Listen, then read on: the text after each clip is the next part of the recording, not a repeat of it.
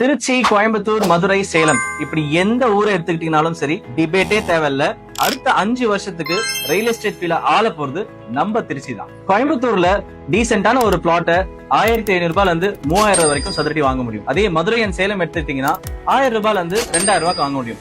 ஆனா திருச்சியை பொறுத்த வரைக்கும் வெறும் 700 ரூபாய்க்கே நல்ல ரெசிடென்ஷியல் பிளாட் உங்களால வாங்க முடியும். இதோட ரிட்டர்ன் ஆன் இன்வெஸ்ட்மெண்ட் எப்படி இருக்கும், எதை பேஸ் பண்ணி இருக்கும் தானே கேக்குறீங்க. Panjappur, bus terminus, IT park, Tidel park, ring roads இப்படி எக்கச்சக்கமான ஃபெசிலிட்டிஸ் திருச்சியை நோக்கி படம் எடுத்துக்கிட்டு, திருச்சியில நீங்க இன்வெஸ்ட் பண்ற பிளாட்ஸோட பிரைஸ் அடுத்த 4 இருந்து 5 வருஷத்துக்குள்ள டபுள் ஆயிடும்ன்றதுல 100% கேரண்டியா இருக்கும். அது மட்டும் இல்லாம இன்ஃப்ராஸ்ட்ரக்சர் டெவலப்மெண்ட் ரொம்ப ஃபாஸ்டாவும், காஸ்ட் ஆஃப் லிவிங் ரொம்ப கம்மியாவும், சேஃப், ஸ்டடி அண்ட் ஸ்ட்ராங்கான ரிட்டர்ன்ஸ் கேரண்டி. கோயம்புத்தூரை பொறுத்த வரைக்கும் real estate market already peak ஆயிருச்சு. மதுரை அண்ட் சேலம்ல ஆல்ரெடி ஸ்டாச்சுரேட் ஆக ஆரம்பிச்சிச்சு.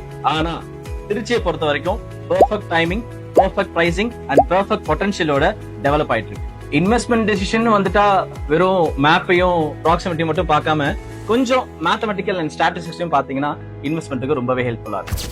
2 சிட்டிஸ்ல நீங்க இன்வெஸ்ட் பண்ணணும்னு ஆசைப்பட்டீங்கன்னா திருச்சி தான் அடுத்த 5 இருந்து 10 வருஷத்துக்கு மிகச்சரியான ஒரு ஆப்ஷன். திருச்சியில எங்க இன்வெஸ்ட் பண்ணலாம் அப்படின்றத பத்தி தெரிஞ்சுக்க கமெண்ட் பாக்ஸ்ல திருச்சின்னு டைப் பண்ணுங்க. நாங்க உங்களுக்கு டீடைல் அனாலிசிஸ ஷேர் பண்றோம். இந்த மாதிரியான யூஸ்ஃபுல் இன்ஃபர்மேஷன்ஸை தெரிஞ்சுக்க விஷன் ப்ராப்பர்ட்டிஸோட ஆன்லைன் பேஜை ஃபாலோ பண்ணிக்கோங்க.